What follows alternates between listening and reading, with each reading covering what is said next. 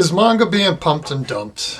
Sure, One Piece values may have shot up like a SpaceX rocket in 2026, but Luffy and his crew just became the most published comic title of all time, sending the Man of Tomorrow into yesteryear.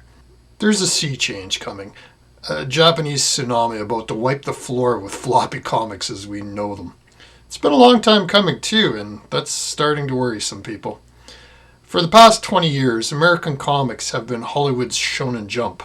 They are the storyboard to a studio's potential new project, the prototype to blockbuster, or so they hope. At this point, American comic buyers might as well just sign up for a Polymarket account and lay down bets on which new indie title will get optioned by a creatively crippled Hollywood, or which back-issue B-tier character might just make the next Disney Plus series so they can pump and dump that book as well.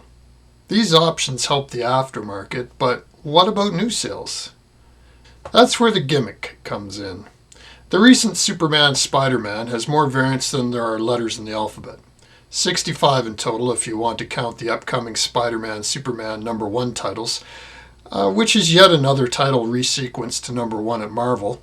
The Amazing Spider-Man alone relaunched into Volume 7 last year, just so it could once again slap a #1 on the cover, simply because collectors buy first issues.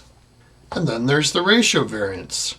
1 in 10, 1 in 20, 1 in 100, 1 in 200, even 1 in 1,000.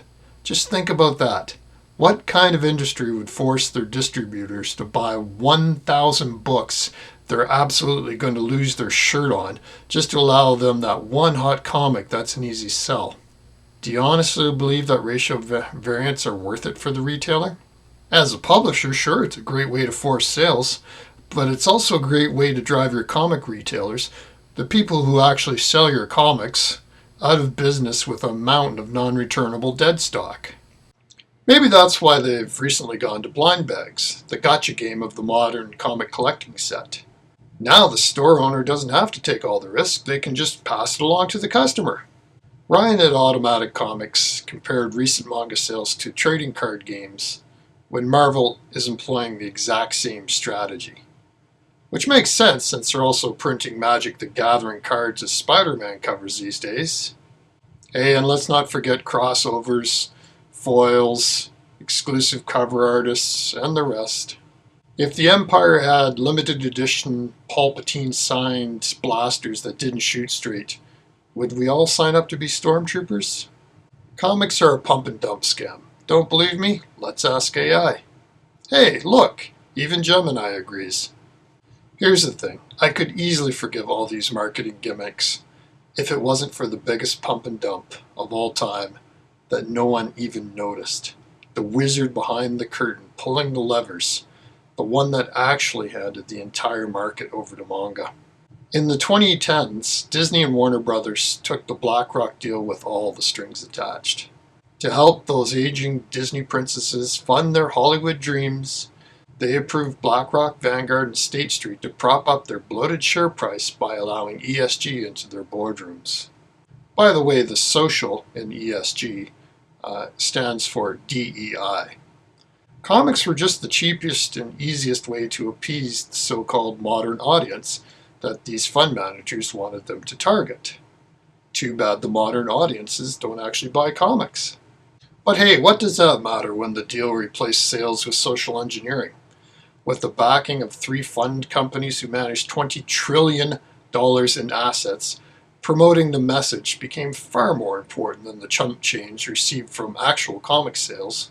Yes, there's a pump and dump happening on a scale we can't even begin to imagine being played across boardrooms in Burbank. Das Kapital replaces capitalism.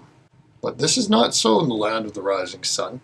Japan is traditionally conservative and about as far away from DEI as you get, where 90% of the nation is actually Japanese.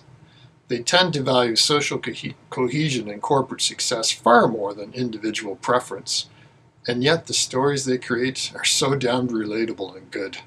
As a grown-ass adult, trust me, I know it's not as simple as Japan manga good and America comics bad.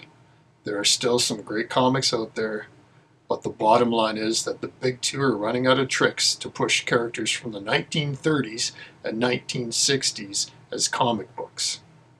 And if they keep up with the message, the Faustian bargain they struck won't only alienate the fans, it means that the fund managers who prop them up will sell at a loss and start eyeing up Sony. God, I hope that never happens. I'll also add that the opinions expressed are mine alone. I've tried to research the facts as best I can, and these are literally just my thoughts. So thanks again for watching. Be out with the manga analysis video here shortly. Thanks again. Bye-bye.